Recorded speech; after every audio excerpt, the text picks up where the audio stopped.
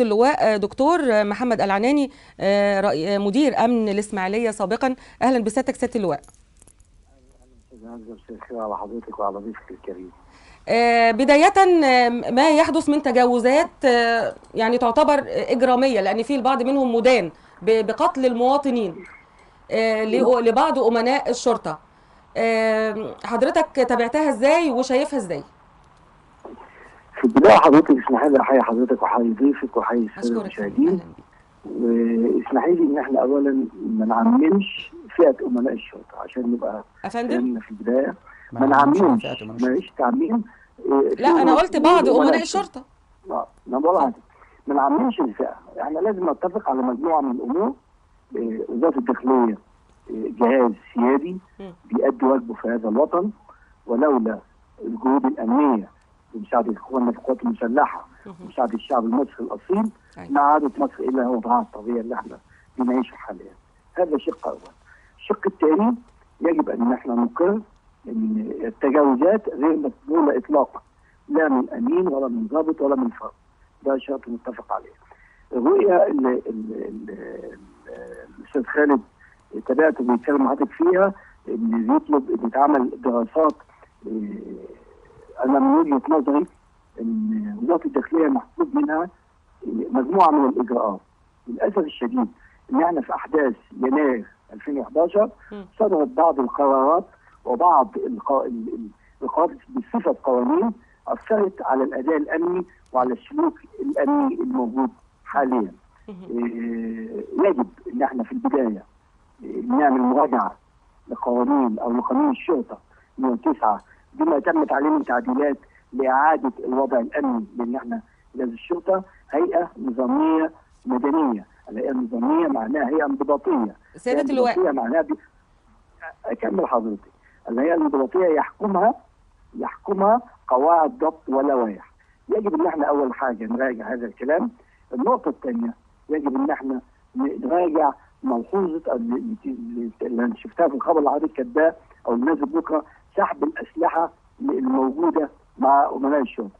يجب ان احنا نفرق بين الفرد الذي طبيعه عمله تستدعي حمل سلاح على مدار ال 24 ساعه. هل طبيعه عمل امين الشرطه تستدعي حمل سلاح حتى اوقات العمل كل امناء الشرطه ام يستخدم او يحمل السلاح وقت الضروره اثناء مطارده مجرمين مثلا او القبض على متهمين؟ اكمل حضرتك. انا بسال يا فندم. مش عايز اقول، ما انا هرد عليك اهو. انا مش عايز اقول امناء الشرطه. ايوه انا مش عايز اقول امناء الشرطه. احنا نقول ايه؟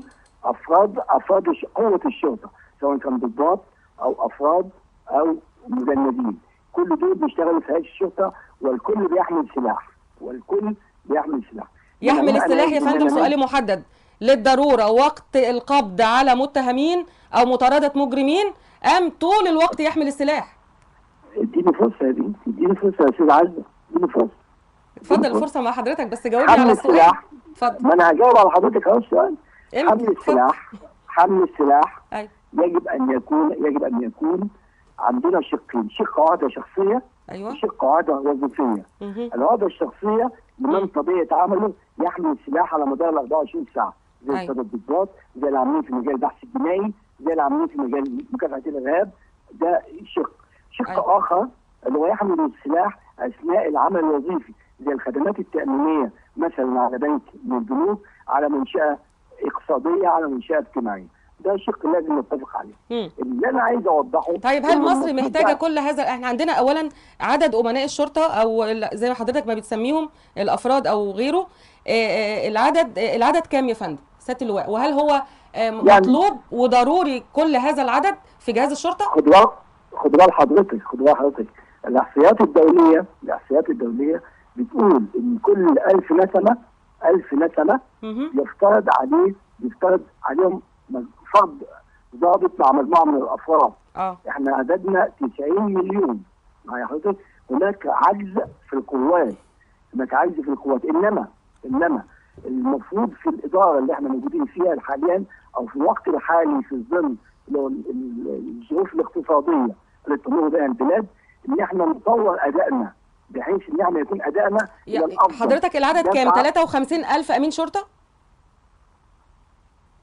يعني انا ما اقدرش احدد العدد النهائي. كام يا خالد؟ ما اقدرش خالد شكري. ما اقدرش اقول لحضرتك العدد كام، وحتى لو هم 3 اكثر من 300,000 امين وفرد شرطه.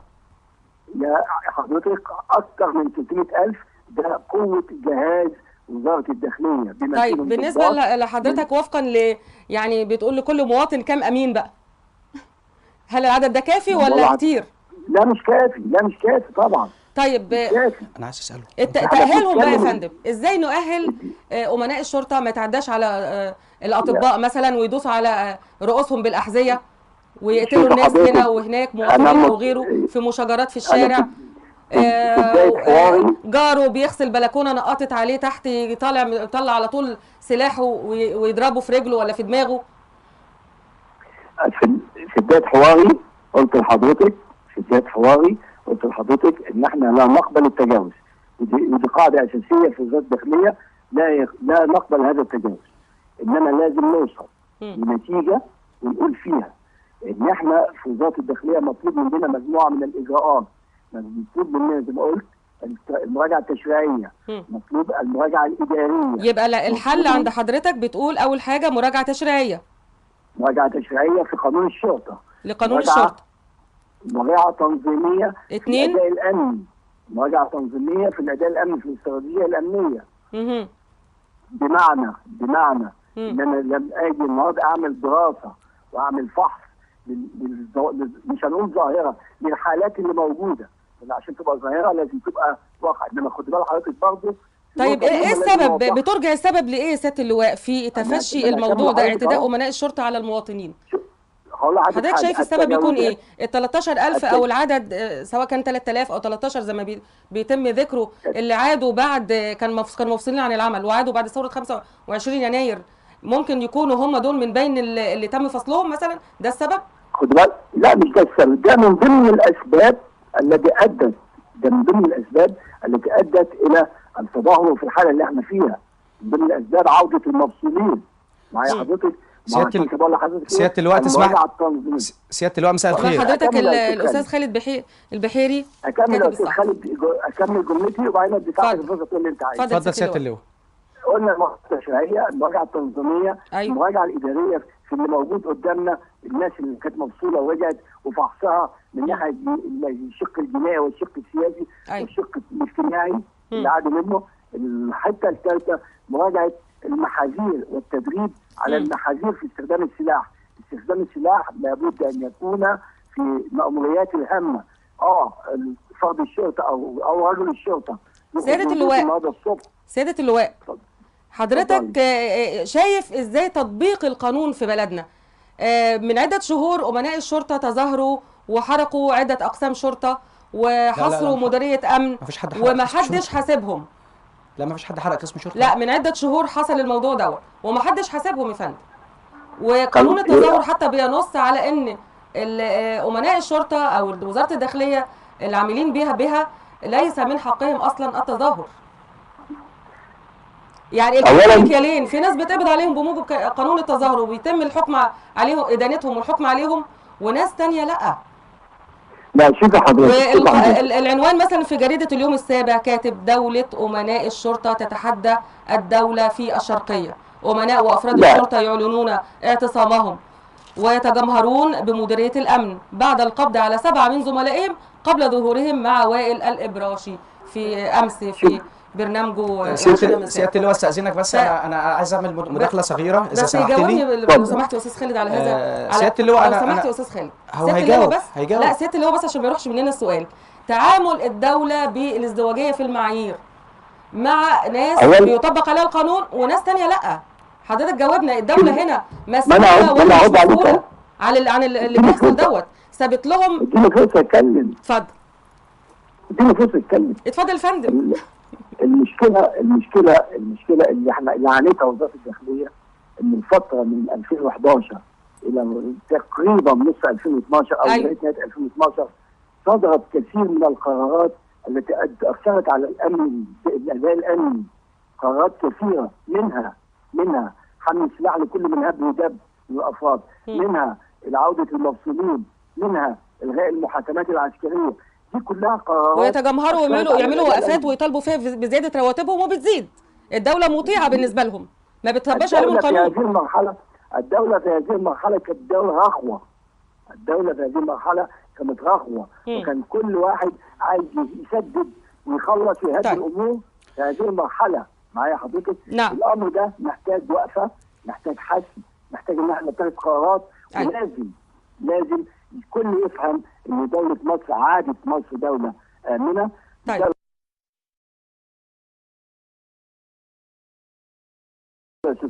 اولا سياده اللواء انا بشكر حضرتك جدا على ان انت صرحت الساده المشاهدين بالمشاكل التي ادت الى الوصول الى ما نحن فيه. حضرتك قلت بالنص ان عوده المفصولين والغاء المحاكمات العسكريه، وانا فعلا بحيي حضرتك جدا انك ركزت على النقطتين دول.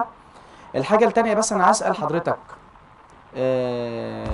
هل المناهج اللي بيدرسها امناء الشرطه هل حد بص لها ان هي فيها جزء منها علم نفس سلوكي ومنها تأهيل نفسي؟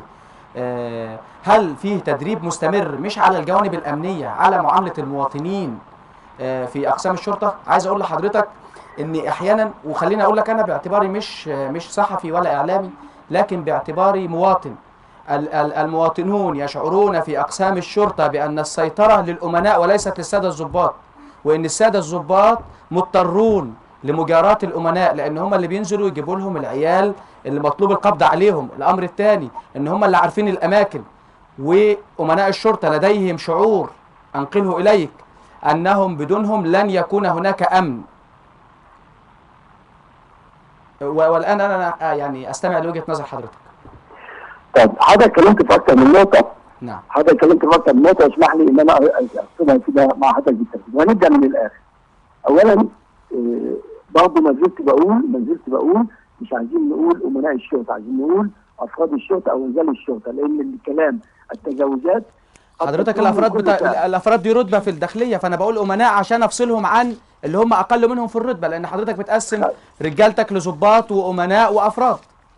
ما بقول لحضرتك احنا برضه اطارنا كله في اطار التجاوزات. نعم. احنا مش عايزين نصب في واقع الوقائع اللي حصلت لنا من امين شرطه واثنين امناء، حصلت وقائع من الامناء، انما انا عايز اتكلم على جهاز الشرطه كجهاز كامل. نتفق ان حضرتك ان جهاز الشرطه هو جهاز وطني 90% من العاملين به ناس محترمين. لا اكتر من 90%. طب حضرتك بتجامل الجهاز وانا موافق. لا مش بجامل والله. انما حضرتك هقول لحضرتك حاجه، لما تبقى عندك انا بقول لك في تجاوزات والله نقرها، في اخطاء بتتم، في ناس بتخرج عن الاطار المطلوب، وعشان كده بقول لحضرتك يجب معاده مناقشه الاستراتيجيه الامنيه في هذا الاطار، بمعنى ان يجب على وزاره الداخليه النهارده انها تبدا تشوف ايه الاسباب والدوافع، وتشوف المحاذير بتاعه استخدام السلاح ده حتى لو انا بديهولك عشان تدافع بيه عن نفسك، الله لا يقدر في حاله تعرضك لواقع ارهابيه، لازم يعلمهم يبقى في عندهم نوع من التدريب الاقصى او الشديد اللي يؤكد على محاذير استخدام هذا السلاح. نعم. السلاح ده لا يستخدم الا في الامريات الهامه وفي حاله الدفاع الشرعي. زي دول بره زي لندن مثلا، بريطانيا ما فيش يعني عدد امناء الشرطه او ما يعني هؤلاء الافراد اللي يتطابقوا مع نفس المسمى عندنا ما بيحملوش اسلحه غير للضروره ووقت المهمه اللي طالعين علشانها، لكن يفضل في جيبه طول النهار وهو موجود في القسم او في الشارع او في اي مكان، او ياخده كمان معاه البيت. طب هنمنعه من انه ياخده خارج نطاق العمل، لكن اثناء العمل ده هيمنعه من انه يرتكب اي جريمه باحتكاكه مع المواطن، سواء في اسم الشرطه او بيأمن مستشفى او اي منشاه اخرى. مش هيمنعه لان يا استاذه مهديني في الجزء اللي انا بقوله لك مطلوب مراجعه الاجراءات الاداريه في هذا الشأن.